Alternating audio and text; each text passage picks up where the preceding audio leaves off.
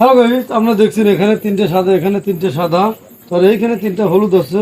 তো এই কোনো গুড়িতে আমি টাচ করবো না। এই কালো গুড়িটা আমি আপনাদেরকে আজকে এই পকেটে নিয়ে দেখাবো। তো এটা কিন্তু বিশ্বের মধ্যে কঠিন একটা শট। দেখুন এইখান থেকে যদি মারেন তাহলেও কিন্তু এই গুটিতে কিন্তু লেগে যাবে।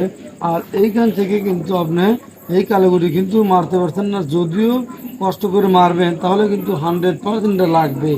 আর এইখান থেকে যদিও লাগার সম্ভাবনা একটু কম আছে, তবে তারপরে অনেক কষ্ট, তবে হয়তো নেওয়া যেতে পারে, তবে একটু কষ্ট হবে। তবে এই গুটিতে লাগার সম্ভাবনা একটু কম আছে, তবে এই গুটিতে লাগার সম্ভাবনা একটু কম আছে, যাওয়ার সম্ভাবনা আছে, তবে যদিও কষ্ট হবে। তো আমি কষ্ট না করে এই কালো গুটি আমি এই পকেটে আপনাদেরকে নিয়ে দেখাচ্ছি। স্ট্রাইক এইখানে পাতিয়ে, স্ট্রাইক এই কাঠে লেগে এই কালগুটি আমি এই পকেট করবো, আর স্ট্রাইক এই ফাঁসা দিয়ে বেরিয়ে যাবে।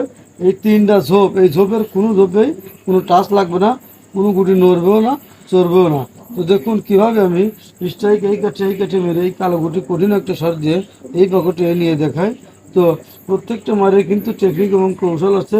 তো আপনারা যদি শিখতে চান অবশ্যই নাটেনের সম্পূর্ণ ভিডিও দেখুন কীভাবে আমি এই স্ট্রাইক এই কাঠে লাগিয়ে এই কালো গুটি পকেট করি।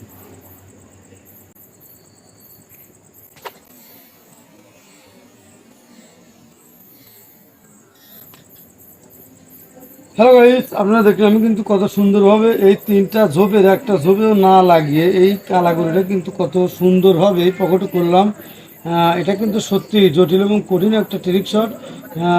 যারা প্র্যাকটিস করবেন তারাই বুঝতে পারবেন যে এটা আসলে কতটা কঠিন একটা শট। আপনি যদি প্র্যাকটিস না করে বলেন যে মাত্র এটা সহজ, এটা যে কেউ পারবে, এটা আসলে সহজ কথা না। আপনি যতক্ষণ পর্যন্ত প্র্যাকটিস করবেন ততক্ষণ আপনি বুঝতে পারবেন না যে এটা আসলে জটিল এবং কঠিন শট নাকি সহজ শট। তো যাই হোক, এইরকম হাজার হাজার মার আমার চ্যানেলে আছে, চাইলে দেখে আসতে পারেন।